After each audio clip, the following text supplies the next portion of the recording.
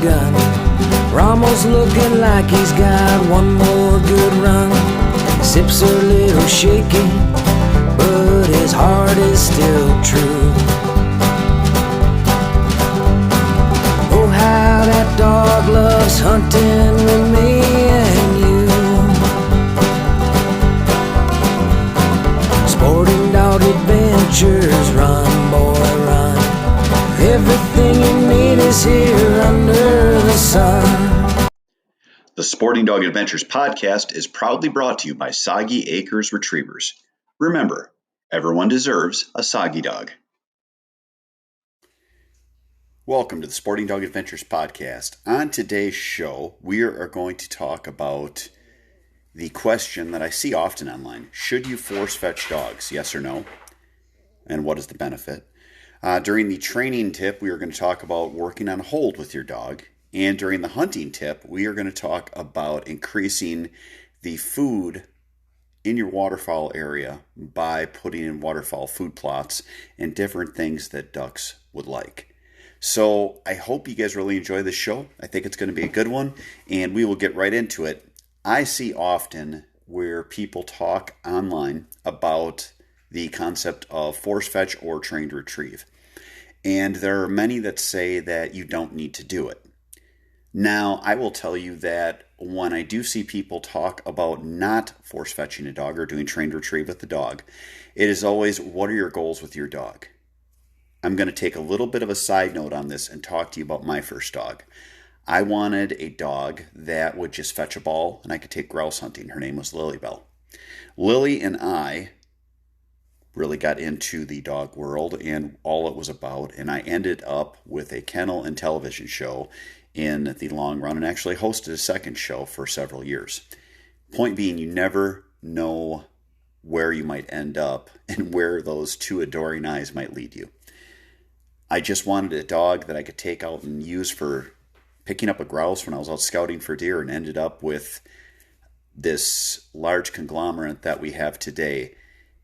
And I cut several corners. I used a book called Gun Dog that I really feel cuts corners where they talk about, or at least during the versions I had, talked about you aren't going to do that with your dog as in run competition, so don't worry about that.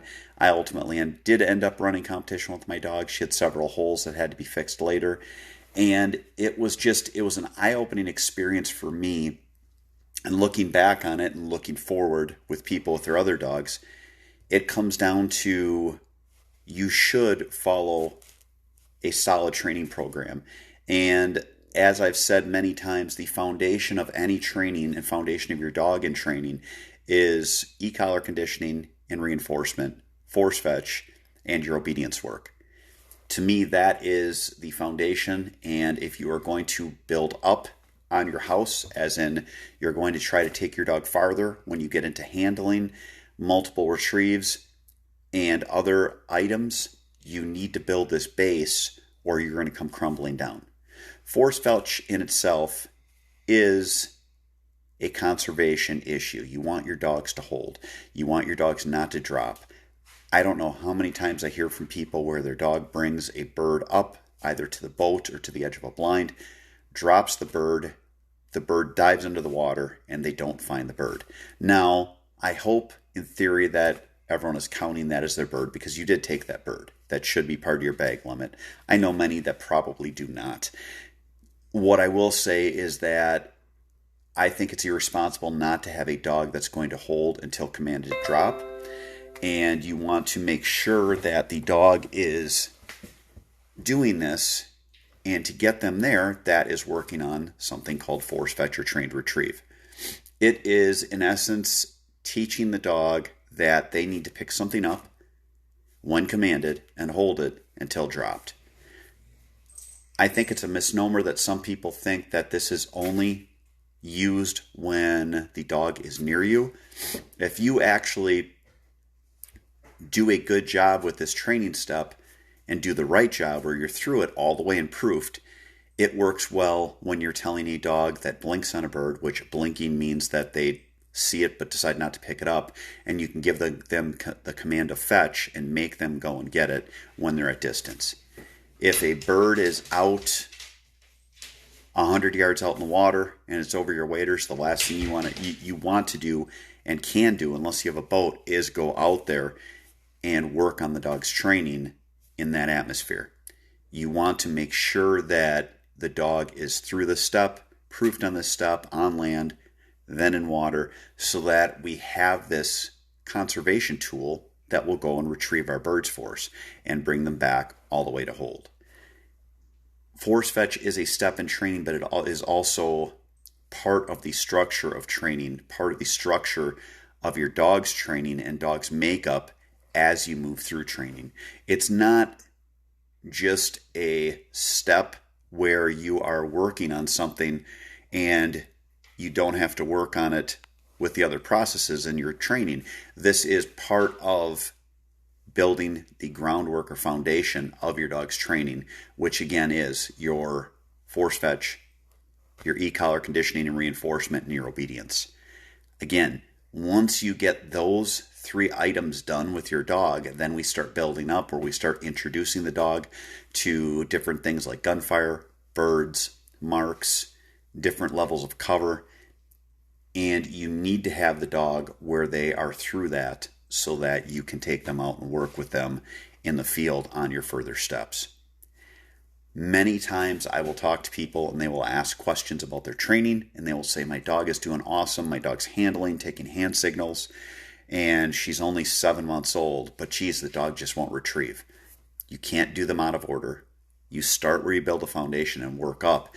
I know that it is exciting for people to get to the point where your dog is doing all the quote-unquote cool things.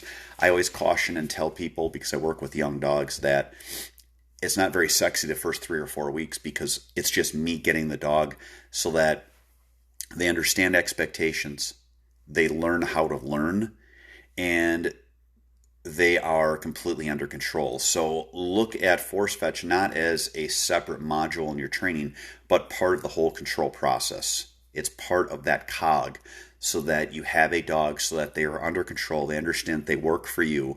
You're giving them 80 to 90% positive reinforcement during this time when they do things right, or even when they're just sitting, telling them sit and good dog, so that we can reinforce with them that their willingness to please us is needed, and that, wow, when you do this, you're going to get a lot of positive reinforcement.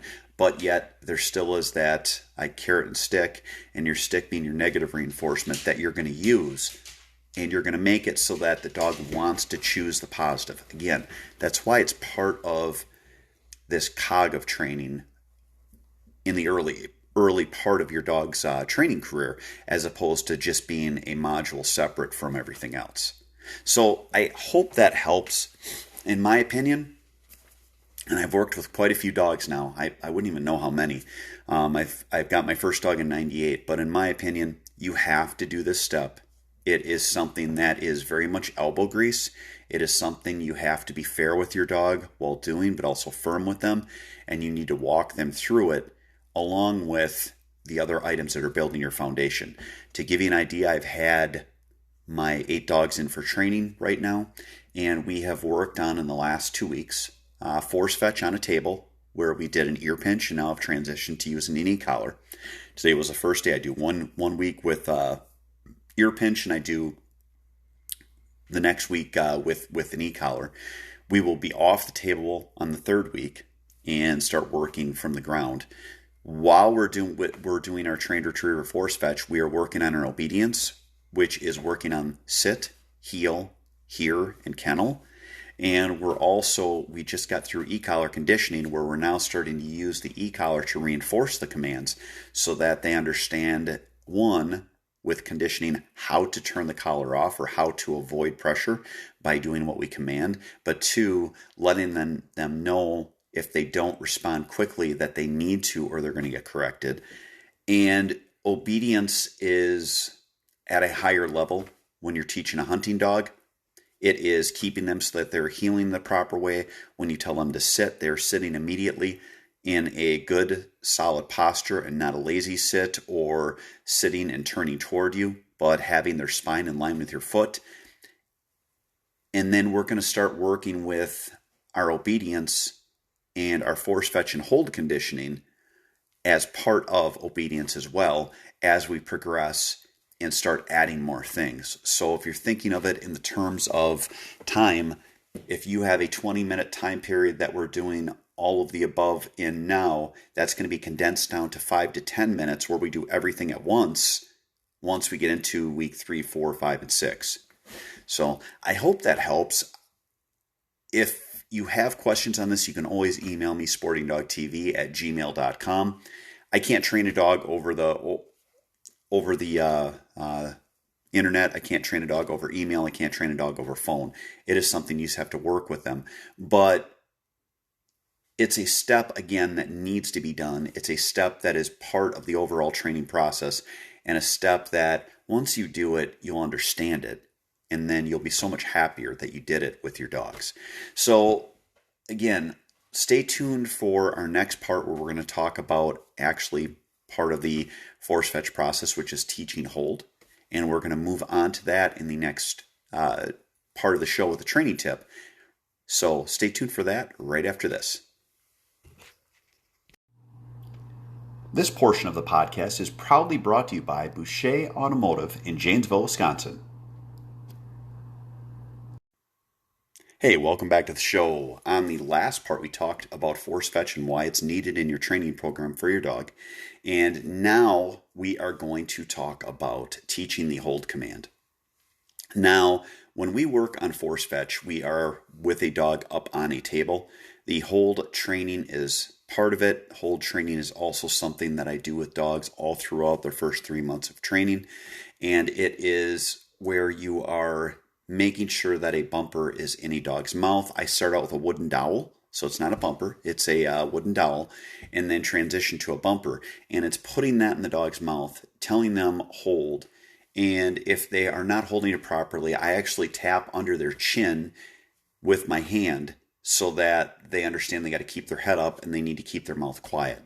I keep the dog's head up by holding onto their collar so that they are not putting their head down. What I will tell you is that if dogs put their heads down, they are more apt to spit something or drop it. But it's working with them on a table so that it's calm, so that it is controlled, and so that you're able to give them praise. I put the item in the dog's mouth to start with and tell them, hold, good dog, hold, hold, good, hold. Again, soothing voice. If you have an excitable dog, the last thing you want to do is bring your amperage up in your voice because you're getting upset or nervous or frightened or excited. The dog will sense that and they will follow suit and they will raise their level. So keep your voice smooth, keep your voice calm, and just work with the dog and give them lots of praise.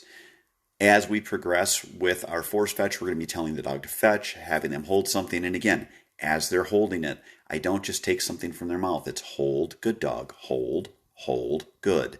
We take the dog off of the table.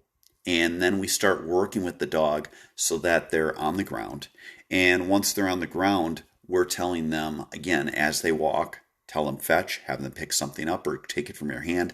And then I walk with them at heel and I work on their obedience while I'm telling them to hold. So I'll tell them hold, good dog, sit, good, hold, heel, good dog, hold. And I'm actually chaining different training methods all together in one so that we can accomplish more throughout our training with the dog. So it's working with them on their obedience, working with them on hold, and then getting to the point where we're working with them in the field. Up to 3 months, when dogs are bringing stuff back in, even if they are through force fetch, I am still telling them that as they're bringing stuff in, hold, good dog, hold. As I am reinforcing, you are doing what I want. You're getting positive reinforcement. Remember, you need to hold it because, again, if they drop it, at that point, once we're further in our training, they will get a collar correction and the command fetch.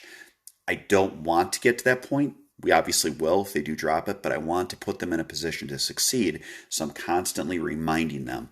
I even take this to a level of for dogs' first season when they're out hunting. I still will tell them while they're bringing a bird in, hold, over and over again so that they understand that, yes, this is what I want. We're out hunting. The level of excitement is different. The level of control for me as a handler and trainer is different, but we're still going to reinforce that we want them to hold and reinforce it with positives so that they are doing what we want. So I hope that helps with teaching the hold command. Again, we start on a raised surface, work with them on hold.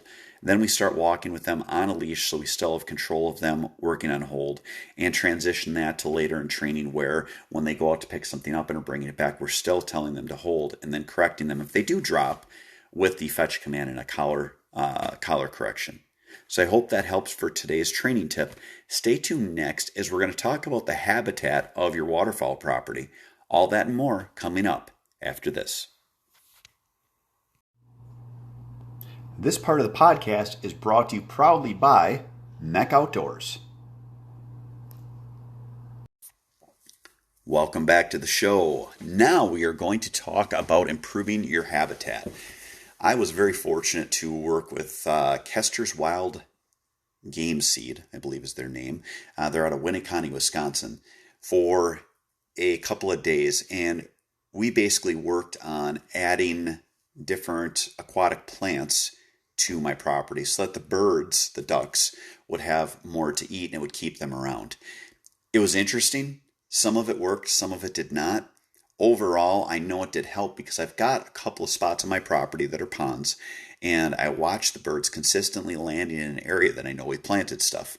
Now, a lot of what you can plant and how you can set it up pertains to what you have for water depth and also what you have as far as current plant or aquatic structure in your ponds, rivers, lakes, etc. that you're working on. We had a heavy dose of coontail, so we had to get out early in the year. We had to get our plants out so that they could get a good head start before the coontail started growing. Some of the plants did not compete well. One of the things that we did really well with was sago pondweed. We planted some rice, which did okay, and a few other items like celery, aeropima, but ultimately probably the most successful thing that we had at my property was the sago pondweed, which really has taken off. I can look in, I know where we planted it, I know there's a lot of it. The other stuff, some of it grew for a few seasons and then disappeared.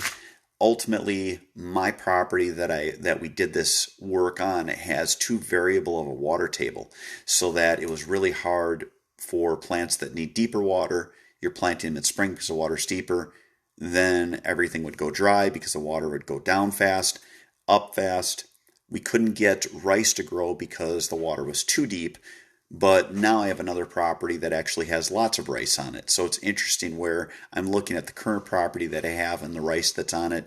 I'm going to learn from that, probably harvest some of my own rice, and then take it back to my property, back to in a different part of the area, and try to grow rice at a later date.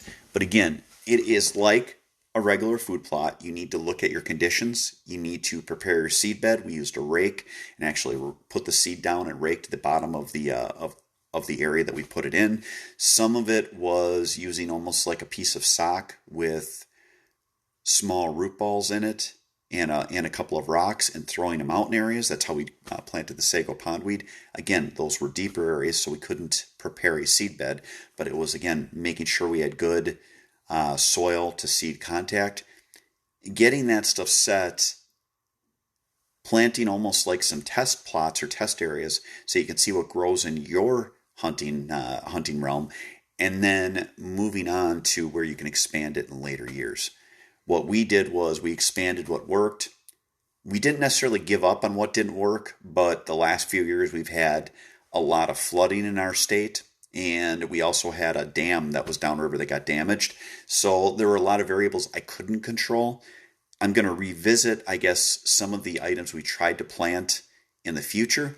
But for now, we're sticking with what works.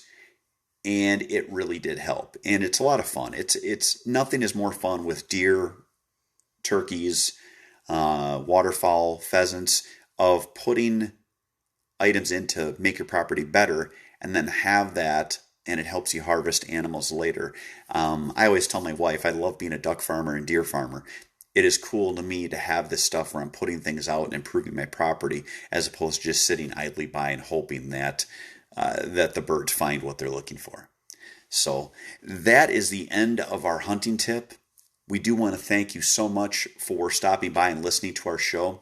If you do enjoy our show, please stop at your whatever platform you're at and give us a 5-star rating, like our podcast, follow our podcast, give us whatever you can that would be feedback on that platform. That in turn turns out that will give our podcast a higher rating so that more people will see it. Also, share it with your friends and send us feedback. You can send us messages on the Anchor platform. You can email me, sportingdogtv@gmail.com, and you can go to our Facebook, Sporting Dog Adventures. Soggy Acres Retrievers also is a Facebook page. You can check the stuff out there and let us know what you would like to hear in the future. I've never done a podcast. I just enjoy connecting with the people that we've met over the years and through our TV show in the past. So please help us make our show better, help spread it, and really enjoy the off season as you can work on your dog and your hunting property and you can get it ready for the upcoming fall. I'm already looking forward to hunting season, but it's quite a ways away. So I guess until that point, I'll try to improve my properties and train my dogs. I hope you guys have a great rest of your week. Thank you so much again for listening, and God bless. Sporting Dog Adventures, run more.